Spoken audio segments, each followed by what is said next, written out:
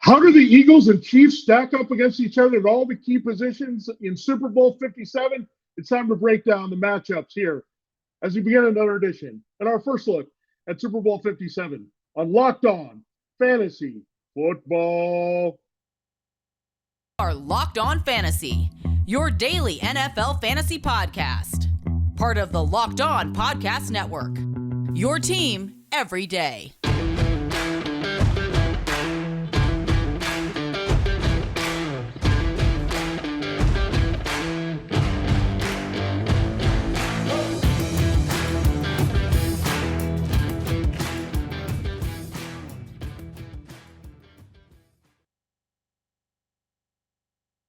Greetings, everyone, and welcome to another edition of the Locked On Fantasy Football Podcast. As usual, I'm your host, Vinnie Iyer. When I'm not doing this, I'm writing about NFL and fantasy football for sportingnews.com.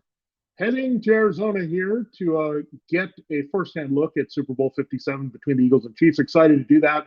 Covering another one for Sporting News. Before we head there and get deep into the betting and DFS side of the game, we're going to do our traditional matchup Wednesday show. So we're going to look at the rankings of quarterback, running back, wide receiver, and tight end, as well as defense. We know the pools are pretty shallow for some of these positions as there's only two teams involved in the Super Bowl, but this is more of a breakdown to say which side will have a better game at particular positions based on the matchups in Super Bowl 57. So looking forward to that breakdown on today's show before heading out there and checking things out on the ground in the Phoenix area. So excited, a lot more to come for you, breaking down the game. 3 days of Super Bowl preview on Locked On Fantasy Football. This episode of Locked On Fantasy Football is brought to you by Nissan. The only thing more exciting than the big game is the all-new, all-electric 2023 Nissan Ariya. There's only a few days left in the Super Bowl. That's right. We only have 4 days until we're going to kick off. Are you ready? The Nissan Ariya, the EV for people who love to drive. Learn more at nissanusa.com. Thanks again for making Locked On Fantasy Football your first listen every day. We're free and available to you on all platforms. All right, it's time to dive into the game. And first, we'll look at the quarterback matchup in Super Bowl 57. Jalen Hurts for the Eagles, your probable NFL MVP. We'll find that out on Thursday evening. Patrick Mahomes winning his second MVP there. And Jalen Hurts probably going to be up there, runner-up. Right now, Jalen Hurts is the favorite to be Super Bowl MVP. So interesting there that Mahomes has the momentum from the regular season, but Hurts maybe getting a little bit of a benefit of the doubt that his shoulder's fully healed with the 2 weeks off between the championship game and this round. He hasn't played all that well. They didn't need him a lot, though, because the Giants didn't put up much of a fight. It was 31-7 that game. It was 31-7 against the 49ers after they lost the quarterback. So Jalen Hurts has been able to be off. He didn't run all that well against the 49ers, did get a rushing touchdown. He missed a few deep throws. So he's going to have to play a lot better, but I think he's now further removed from that shoulder injury. So we look at Hurts and what he can do this game versus Mahomes and that Eagles defense. So let's look at Hurts first. I mean, we know the running is going to be an element. The Chiefs linebackers are not bad. Nick Bolton and Willie Gay, they're pretty good at recognizing plays and they can get after the quarterback. But I think it's going to slow down the blitz that Steve Spagnuolo has from the linebackers and defensive backs here. So they're not going to be as reluctant or as aggressive, I should say, more reluctant to put a player that's in position to overrun Jalen Hurts and let him take off downfield for big chunk runs. I think they want to be more in spy mode with some of their guys in the middle of the field, especially Bolton, Gay, and the safety Juan Thornhill. So that's going to freeze the pass rush a little bit. They do get a lot of work on the inside. Their sack leader was Chris Jones, as expected, defensive tackle, 15 and a half sacks, but rest by committee, they got a few from George Karlaftis, Mike Dana, Frank Clark, and Kalen Saunders up front, but a lot of their pressure comes from blitzing when it's not Chris Jones controlling the middle of the field. So the Eagles are pretty strong in the middle with Isaac Samalo and their longtime center, Jason Kelsey. He's maybe the Kelsey that's not getting enough attention on the offensive side in this game versus Travis's more high-profile brother here, but Kelsey's still playing at a high level here with Samalo. They're both free agents, so they're going to be motivated here. This could be the last run with the Eagles. They're going to control the inside against Chris Jones, so that's good. Again, the blitzing is not going to be as free-flowing here for Spagnuolo either, so this is a really good matchup for Jalen Hurts. When you get to the pressure, is going to be limited and contained by that Eagles league best offensive line. So the running opportunities are going to be there.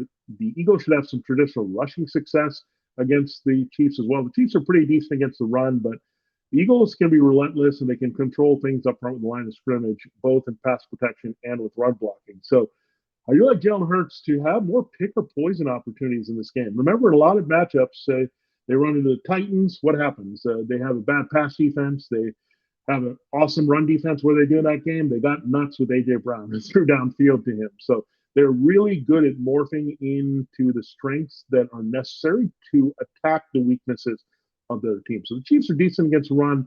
I think how they energized that a little bit was a little bit of Jalen Hurts. So it opens up the backfield possibilities for Miles Sanders, and Kenneth Gainwell has been a strong change of pace here as well. So look at that. Jalen Hurts will be in good position to run because the Chiefs are going to worry about that. And he's also going to be in great position to throw against those young corners if that interior pass rush can be contained and they can't blitz. That's going to be really good news for Hurts having all kinds of time to throw downfield. And you have a lot of young corners back there. L'Jarius Sneed was an ace slot guy, but pressed into duty there on the outside. You also have the three rookies. Trent McDuffie's played really well out of Washington to be a pretty decent starter, but he's still a rookie. You also have those younger corners as well on the other side with Watson and Williams. They were also rookies drafted here. So there's going to be some matchups he likes. They use some 12 personnel, and they also can stretch the field and spread the field out with their three receivers. They can bring in Quez Watkins as a speedy deep threat there to complement A.J. Brown, put Devonta Smith in the slot if necessary, create the mismatch for Brown inside as well. So I really like Brown versus these corners. Remember, he can split double teams and deliver that way. And if he's covered, well covered there, you've got also Smith who can get himself open. Smith has really benefited from the presence of Brown, the attention he gets downfield all over the field as a physical receiver that needs to see double teams to be contained. So really looking at that, it's really good news for the receivers. And then don't forget in the middle of the field, if they got to be contained and if they do bring blitzes, they're going to leave some one-on-one matchups in the middle for Dallas Goedert as well. And the Chiefs have been up and down in their tight end coverage. It's been a little bit better this year because their linebackers have been better. But overall, I think something's going to be available, and that's what the Eagles do. They're just going to look at what you are going to try to do to stop them. They're going to see who opens up as a result of it, what aspect of their game, passing or running. So I do love Jalen Hurts as the better quarterback to be productive in this game. I don't think he'll necessarily throw for higher volume in this game in terms of attempts, but in terms of getting the ball downfield for yards per attempt and having those big plays to Brown and Smith, as well as the rushing ability with the potential for red zone scores, I think you look at Jalen Hurts being a stronger play. Now, Patrick Mahomes, he's the better bet, I think, to go for 300 yards in this game and go 302. Well, I think Jalen Hurts is the guy that could blow up for like 200 on the ground, or 200 through the air, I should say, maybe 50 to 60 on the ground, and maybe 3 total scores. So that's how I kind of break it down. So 200 on the ground would be really good news for the Eagles if Hurts gets there. But if he goes 250 and 3, I think that's very reasonable in this game for Jalen Hurts, where I think Patrick Mahomes might be more like a 302 in this game. So that's how you break down this matchup. Mahomes is going to do a lot of passing. I know he can run and score that way, but he's got the ankle he's recovering from 2 weeks later. So we'll have to see what goes on here. But again, I would lean towards Hurts being the more effective quarterback in Super Bowl 57, therefore the more productive there for fantasy football purposes. All right, so we broke down the quarterbacks, and we'll look at the running backs and wide receivers, and then we'll close with the tight ends, defenses. Then we'll look at the betting line and over-under and prediction for the game in our final segment. We'll break down again the other interesting bets there that are available with the props. So we'll do that on Thursday's show. Then we'll close looking at DFS on Friday's show. So a lot to come here breaking down the game. Today's episode of Locked On Fantasy Football is brought to you by a fun game. It's called Ultimate Football GM. You've heard me talk about this mobile game app, and I can tell you that it's so much fun competing against fellow Locked On NFL host Chris Carter of Locked On Steelers. Great host and a great player of this. He was the Locked On NFL champion. So it was really tough to keep up with him. And it's a fun salary cap game, and you just have to keep playing more and more to get better at it. Well, now it's your turn to compete. But more on that later. Ever dreamed of becoming an NFL GM and managing a football franchise? Well, your dream can come true, and this game is definitely for you. You'll manage every strategic aspect of your team, play through seasons, and lead your team to glory trying to build a dynasty. With Ultimate Football GM, you're responsible for controlling the destiny of your franchise by hiring the right coaches and coordinators, trading players, navigating your franchise through free agency and draft, and all the ups and downs of the season. It is fantastic to play. It's easy. I love looking at the roster moves that you can make. It's almost NFL free agency time, the draft. So that's the mode we get into once fantasy football live action is over. So this is another way to experience the fantasy enjoying football. All this in the challenging and realistic game world. Ultimate Football Jam is completely free and playable offline. You can play on the go as you want and when you want to. We've created a Locked On League for you to compete against other Locked On fans all over the world. Can you be the ultimate Locked On Football GM? Choose the Locked On League in the app to join. You can create your own football dynasty there. Locked On Fantasy Football listeners can get a 100% free boost to their franchise when using the promo code Locked On. It's all caps, Locked On. That's Locked On in all caps, so make sure you check it out today. Download the game. Just visit ultimate-gm.com or look it up on the app stores. That's ultimate-gm.com. Ultimate Football GM. Start your dynasty today. All right, it is time to continue the show here on Locked On Fantasy Football. We're going to look at the running backs and wide receivers and the matchups that exist for them and kind of stack them together in ranking. So at quarterback, in our first segment, we have Hurts 1, Mahomes 2. Very simple. We have more options here to explore at running back. I think the guy with the best matchup in this game, in between working it against the defensive tackles of the Eagles, Javon Hargrave, is more of a pass rusher, Isaiah Pacheco. The Chiefs really need to run the ball in this game. That's how you attack and defeat the Eagles. We saw the Commanders do it. They also got help from some key takeaways, but they just pounded the Eagles inside. That was their big weakness. That's also an underrated strength of the Chiefs' offenses. They got Creed Humphrey in the middle of the field, controlling things at center. You've got Trey Smith is a fantastic player, and of course, Joe Thuney, the longtime Patriot here. So pounded on the Eagles, wear down their pass rush. It's very good inside with Hargrave and Fletcher Cox. Get those guys worn down. Get them to put Jordan Davis in there more. You can limit his pass rush pop there as well. So it all makes sense to run the ball effectively. So I like Isaiah Pacheco in particular because he's a between the tackles power guy with some burst and speed here. It's a much better game for him overall than Jerick McKinnon because we know TJ Edwards and the Eagles linebackers are pretty active and can get around here. So the key with McKinnon is setting him up on screen. So Pacheco is the number one running back with the top matchup. It's about the Chiefs giving him 10 to 15 touches.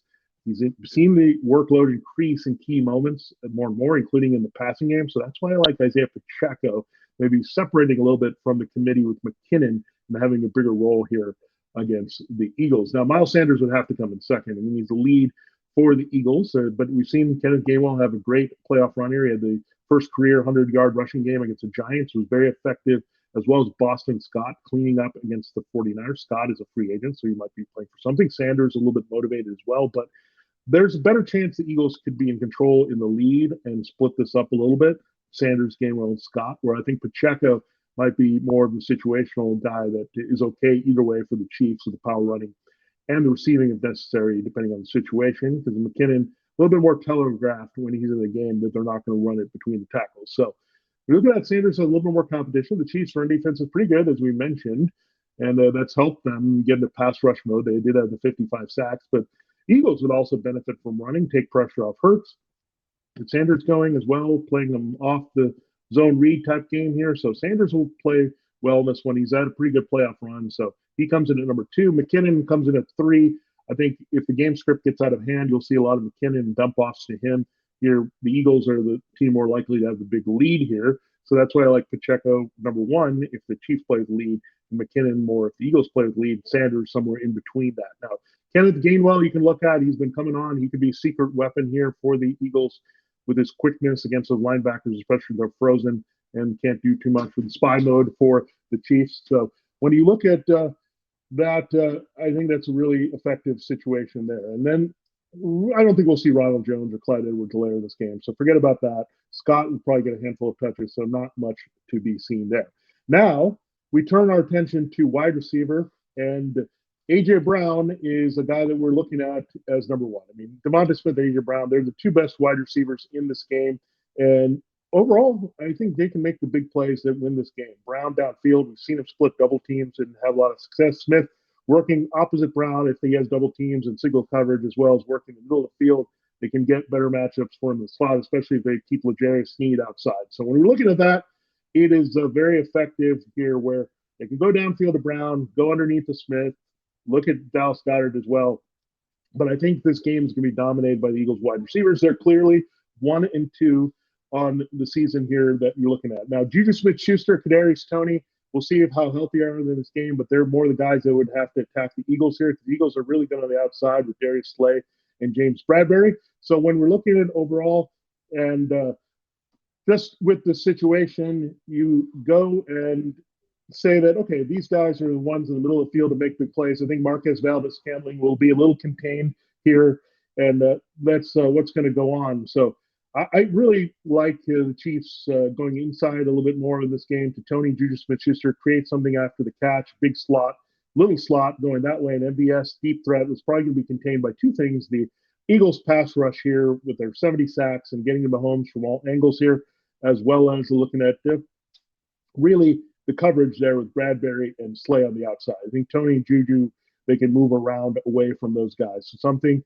to watch there for sure. Now, Quez Watkins, he's a sleeper to make a big play here. If Brown and Smith get the attention from those corners, and they like a good rookie matchup for Quez Watkins. So that's something to consider overall there. Then going a little bit deeper, Sky Moore, I don't know how much they're going to want to utilize him in this game. Nico Hardman, we know, out of the Super Bowl. So it's rough there. So again, it's going to be more committee for the Chiefs and a little bit spread around between all these guys. But I think Brown and Smith both could have monster games together at the same time. Doesn't always happen in the regular season, but that's what you could see from the Eagles and that offense this Super Bowl. All right, so there you have it. There's a look at your running backs and wide receivers, how they stack up against each other here based on the matchups of Super Bowl 57 for the Eagles defense, for the Chiefs defense, and their weaponry here. We'll close the show looking at tight ends and defenses, how they work in this game and how effective they can be here to close this edition of Locked On Fantasy Football. First look at Super Bowl 57. Don't worry, we're doing betting props, and we've got our great DFS stuff coming as well. Speaking of DFS, our official DFS sponsor here on Locked On Fantasy Football is PrizePicks. It's daily fantasy made easy. You just make entries on PrizePicks, and it's just you competing against a player projection available. You're just looking for more or less. Pick 2 to 6 players. They score more or less than their PrizePicks projection. You can win up to 25 times your money in the entry. There's no competing against other people. It's just you versus projections available. PrizePicks offers projections on any sport that you watch. It includes the NFL. We know one more game here this season. NBA and NHL, good action there, as well as college basketball as we go from February Frenzy to March Madness. So good stuff all around there. And, of course, all the soccer you can consume there. So it's a lot of fun. You can get in on it. We'll have our prize picks of the week involving Mahomes and Hurts, the receivers and running backs and all that good stuff here on Friday show. So stay tuned for that. Entries can be made on prize picks in 60 seconds or less. It's that easy. You can also expect safe and fast referrals. And PrizePicks is currently operational in more than 30 states. Canada, download the PrizePicks app or go to PrizePicks.com to sign up for daily fantasy sports play. First-time users can receive 100% instant deposit match up to $100 with promo code Locked On. If you deposit $100, PrizePicks will give you $100. If you deposit $50, PrizePicks will give you $50. Don't forget to know promo code Locked On and sign up for instant deposit match worth up to $100. So excited about PrizePicks for sure. Check it out on the screen. And again, get that 100% deposit match with the promo code Locked On only from PrizePicks. So check that out and take advantage of that deal right now. Looking for a delicious treat but don't want all the fat and calories? Then you've got to buy Built Bar. We just got through the holidays, and I know my goal is to eat a little healthier. And if you're like me, where you want to eat healthier but don't want to compromise taste, man, then I've got just the right thing for you. You got to try Built. With Built, healthy is actually tasty. Seriously, they're so delicious, you won't think they're good for you. Perfect for your New Year's resolution that carries from January to February. What makes Built Bars so good? Well, for starters, they're covered in 100% real chocolate. That's right, real chocolate. And they come in unbelievable flavors such as churro, peanut butter brownie, and coconut almond. I'm not sure how Built does it, but these bars taste like a candy bar while maintaining amazing macros. What's even better is that they're healthy for you. They're only 130 calories and with only 4 grams of sugar. They're also packed with a whopping 17 grams of protein. Now you don't need to wait around to get a box. For years, we've been talking about ordering your Built Bars at Built.com. Now you can get them at your local Walmart or Sam's Club. That's right. Head to your nearest Walmart today, walk to the pharmacy section, and grab yourself a box of Built Bars. You can pick up a 4-bar box of cookies and cream, double chocolate or chocolate puffs. If you're close to Sam's Club, Just go in and grab a 13 bar box with flavors that include brownie batter and churro. You can thank me later. So check it out at built.com or your nearest Sam's Club or Walmart. All right. It is time to close the show here looking at the tight ends and defenses. We know there's only two notable starting tight ends. They're very good here in this game. Travis Kelce, Dallas Goedert. Let's not overthink this one. Travis Kelce can do more damage in the middle of the field against the Eagles defense. We know they're nasty on the outside with Slay and Bradbury, pretty good in the slot with Devontae Maddox. So they're going to look to get Kelce against a safety or tight end. I think CJ Gardner Johnson, I'd say safety or a linebacker, I should say, to cover the tight end. So that's a possibility. I still think CJ Gardner Johnson and Edwards, with their ability in the inside, still cannot keep up with Kelce. Now, Dallas Goedert in the middle of the field is something that you look at for making some big plays for the Eagles if things are covered. And that's about it. I mean, it's pretty simple here with Kelce and Goddard. And what we're looking at with behind them is Noah Gray. And Noah Gray is a guy that could make some big plays in 12 personnel. I think that's a good way also to attack the Eagles in this game with the two tight end sets that really neutralize maybe their defensive strength here. So when we're looking overall, Jack Stoll would be the backup there for the Eagles, and I don't think you'll see a lot of action from him. Now, in terms of the Eagles' defense and Chiefs' defense, I think you're looking at the Eagles being the better defense, better pass rush. If they're going to have a disruptive game, you could see it really play out here like Super Bowl 55, where the Buccaneers dominated the game 131-9 against Patrick Mahomes. If a team's going to do that in this game, it's going to be Eagles with their pass rush and turnovers. Finally, we're going to reveal our pick for the game here. The Eagles are 1.5-point favorites as of now on our sportsbook partner, FanDuel Sportsbook. The over-under is 50.5. So overall, when you're looking at this game, I think it's going to go over. There's too much offensive firepower in the game. So I'm feeling in this one, Eagles 31 and Chiefs 27 in this one. So should be an exciting Super Bowl, but I do think the Eagles are the better team. Patrick Mahomes is the better overall quarterback, but the Eagles have the defense. They have enough offense to win in this game. So overall, when you're looking at this game, I think you definitely go with the Eagles. Again, defense usually beats the MVP. The Eagles have the better overall defense. They're really the better overall team when you start looking all around on offense as well. So I'm going with the Eagles in this one at that 1.5 spread in their favor at 50.5 going over. And I do like the score to be 31-27. Thanks again for making Locked On Fantasy Football your first listen day. We're free and available to you on all platforms here. Subscribe to the Locked On NFL podcast and get daily conversation with the biggest NFL stories, plus in-depth analysis of the biggest games of NFL key predictions every Friday. Big game prediction this week with the Chiefs and Eagles. And Monday, local insiders cover the weekend with game-to-game episodes. Locked On NFL available on YouTube and wherever you get your podcasts. For this edition of Locked On Fantasy Football, breaking down the matchups, the key matchups of Super Bowl 57 between the Chiefs and Eagles has been Vinnie Iyer. Stay tuned as we close the week with betting props and DFS advice for the game.